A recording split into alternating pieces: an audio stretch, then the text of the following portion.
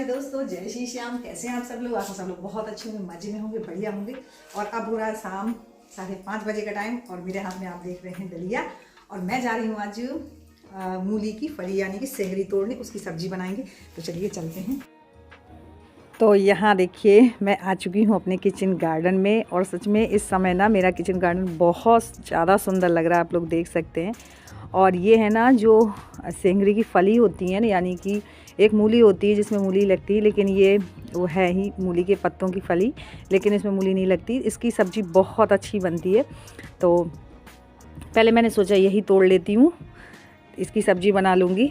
तो उसमें मतलब उतनी नहीं थी, तो मैंने कहा चने की भाजी ही तोड़ती हूँ। और इसके फूल देख लीजिए आप लोग, इतने सुंदर लग रहे थे, सच में मैं क्या बताऊँ, इतना सुंदर लग रहा है मेरा किचन गार्डन। तो कुछ तो मैंने तोड़ी है, लेकिन अब मैं तोड़ रही हूँ चने का साग, क्योंकि आज चने का साग बनाएंगे हम आलू वाला, आलू डाल के जो बनाते हैं भुजिया टाइप का, वो बनाएंगे। तो वही चने का साग खोट रही थी। और ये ना मैं इसको 3-4 बार तोड़ चुकी हूँ, और जितना ये तोड़ते हैं ना उतना ही ज़्यादा ये बढ़ता है। तो एक तो तोड़ने का फ़ायदा ये है कि सब्ज़ी निकल आती है, और दूसरा ये और भी ज़्यादा बढ़ता है। तो हर 4-5 दिन में मैं तोड़ लेती हूँ, तो इससे क्या है ना और भी निकलता आ रहा है। तो और यहाँ तोड़ रही हूँ धनिया की पत्ती, क्योंकि धनिया की पत्ती की बनाएंगे हम चटनी हरा लहसुन डाल के। तो यहाँ ये मेरी सारी सब्जियाँ टूट चुकी हैं। और ये देखिए शिवानी आ गई है।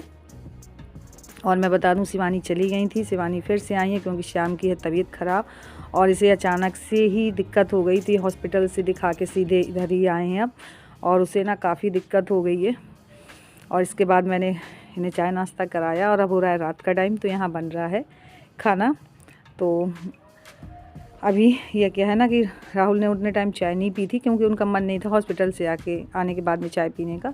तो वही शिवानी फिर चाय बना के दोबारा दे रही हैं, और मैं बना रही हूँ खाना। और लाइट एकदम। और जो चने का साग तोड़ के लाए थे ना, वो हमने आलू का भुजिया बनाया हुआ है। तो मैं बना रही थी सब्ज़ी, और शिवानी आ गई थी आटा लगाने।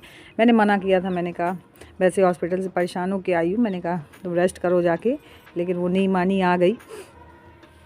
तो यहाँ मैं बना रही हूँ सब्ज़ी। और ये वाली सब्ज़ी मुझे आलने जो बनाते हैं ना चने का साग, उससे ये वाली मुझे ज़्यादा पसंद है, तो आज मैं वही बना रही हूँ। और ये आटा लगा रही हूँ, आटा लगा देंगी तो फिर रोटियाँ मैं सेक लूँगी। और फ्रेंड्स,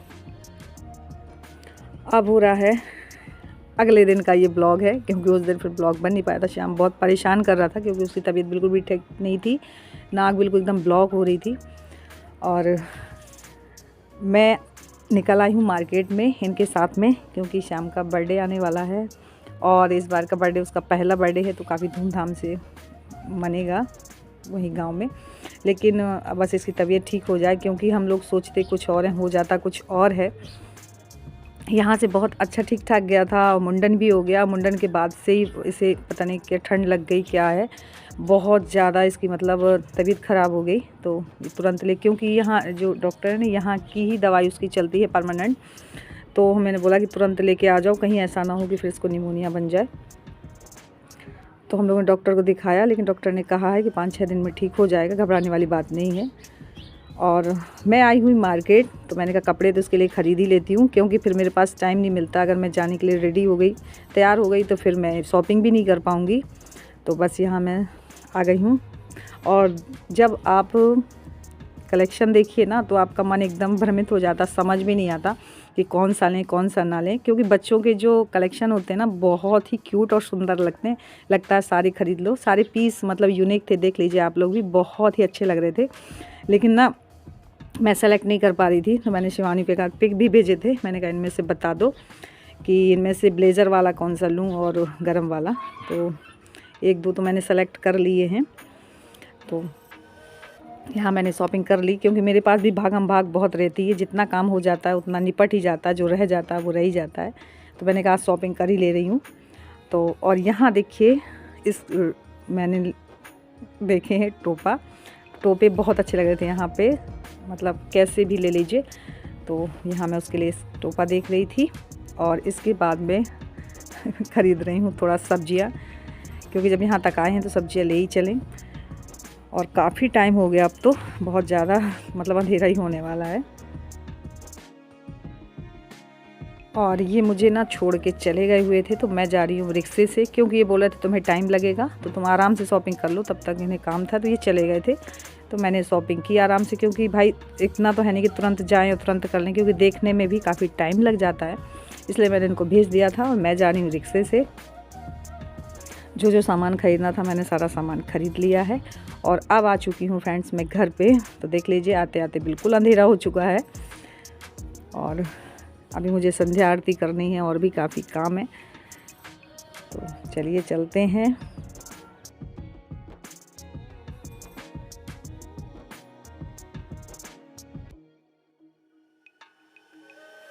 और फ्रेंड्स खाना वगैरह सबका हुआ, खाना वगैरह से सब फ्री हो गए और बच्चे अपने कर रहे थे तैयारी, क्योंकि इनके एग्ज़ाम शुरू होने वाले हैं तो परसों से। तो मुझे ना इनका पूरा वेश देखना होता है, मैं कितनी भी थकी हूँ लेकिन मुझे पूरा का पूरा देखना होता है, चाहे रात का कितना भी टाइम हो जाए।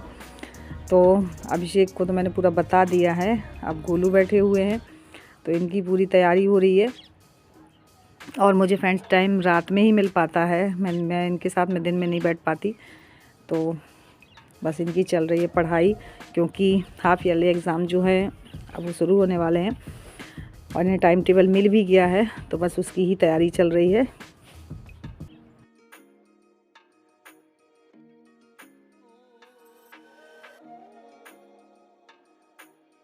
और मैं कितनी भी थकी हूँ लेकिन बच्चों के साथ मेरा बैठना एक मतलब रूटीन ही है, चाहे मैं बैठूँ आधे घंटे के लिए लेकिन देखना ही है।